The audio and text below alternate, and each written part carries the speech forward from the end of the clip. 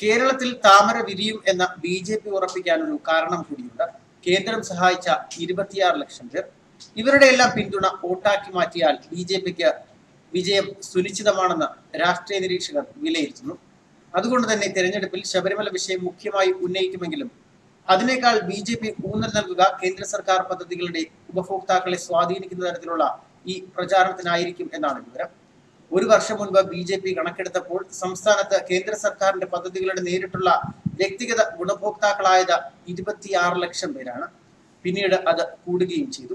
ഇത് കണക്കിലെടുത്ത് കേന്ദ്ര പദ്ധതികളുടെ ഗുണഭോക്താക്കളുടെ കുടുംബങ്ങളെ നേരിട്ട് കണ്ട് വോട്ടുറപ്പിക്കാനാണ് BJP തയ്യാറെടുക്കുന്നത്. ഇതിനായി യുവമോർച്ച, മഹിളാ മോർച്ച, കിസാൻ മോർച്ച, പട്ടികജാതി മോർച്ച, പട്ടികവർഗ മോർച്ച തുടങ്ങിയവരുടെ സേവനവും പ്രയോജനപ്പെടുത്തുന്നുണ്ട്. നേരത്തെ ദേശീയ തലത്തിൽ കേന്ദ്ര സർക്കാരിന്റെ പ്രധാന പദ്ധതികളുടെ ഗുണഭോക്താക്കളായ 22 കോടി പേരെയും അവരുടെ വോട്ടുറപ്പിക്കലുമാണ് BJP ലക്ഷ്യം വച്ചിരുന്നത്. അതിനുശേഷമാണ് ആയുഷ്മാൻ ഭാരത് എന്ന ലോകത്തിലെ ഏറ്റവും വലിയ ആരോഗ്യ ഇൻഷുറൻസ് പദ്ധതി ആവിഷ്കരിച്ചത്. 10 കോടി പേർ ഇതിന്റെ ഗുണഭോക്താക്കളാണ്. ആശ, അംഗൻവാടി വർക്കർമാർക്കുള്ള വേതന വർധന, ESI പരിധി വർദ്ധിപ്പിച്ചത്, ആദായ നികുതി പരിധി ഉയർത്തിയത് തുടങ്ങിയവയെല്ലാം നേട്ടങ്ങളായി ഉയർത്തിക്കാട്ടും. കഴിഞ്ഞ ലോക്സഭാ തെരഞ്ഞെടുപ്പിൽ 17 കോടി വോട്ടാണ് ദേശീയ തലത്തിൽ BJPക്ക് ലഭിച്ചത്. ഗുണഭോക്താക്കളുടെ വോട്ടാക്കി മാറ്റാനാകും എന്ന പ്രതീക്ഷയിലാണ് BJP.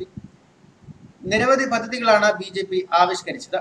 യുവാക്കൾക്ക് തൊഴിൽ സംരംഭങ്ങൾ തുടങ്ങാൻ വായ്പ നൽകുന്ന മുദ്ര വായ്പ, പാവപ്പെട്ടവർക്ക് സൗജന്യ പാചകവാതകം നൽകുന്ന ഉജ്ജ്വല യോജന, കർഷകർക്കുള്ള വിള ഇൻഷുറൻസ്, പാവപ്പെട്ടവർക്ക് വീട് നൽകുന്ന പ്രധാനമന്ത്രി ആവാസ് യോജന, സാമൂഹ്യ പരിരക്ഷാ പദ്ധതികളായ പ്രധാനമന്ത്രി ജീവൻ ജ്യോതി, ഭീമാ യോജന, പ്രധാനമന്ത്രി സുരക്ഷാ ഭീമാ യോജന, അടൽ പെൻഷൻ തുടങ്ങിയ പദ്ധതികളുടെ ഗുണഭോക്താക്കളെയും BJP ലക്ഷ്യം വയ്ക്കുന്നുണ്ട്.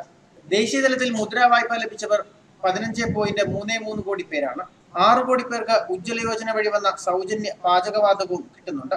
PMI വഴി 1.5 കോടി പേർക്ക് വീടുകൾ നൽകിയിട്ടുണ്ടെന്നും BJP അവകാശപ്പെടുന്നുണ്ട്.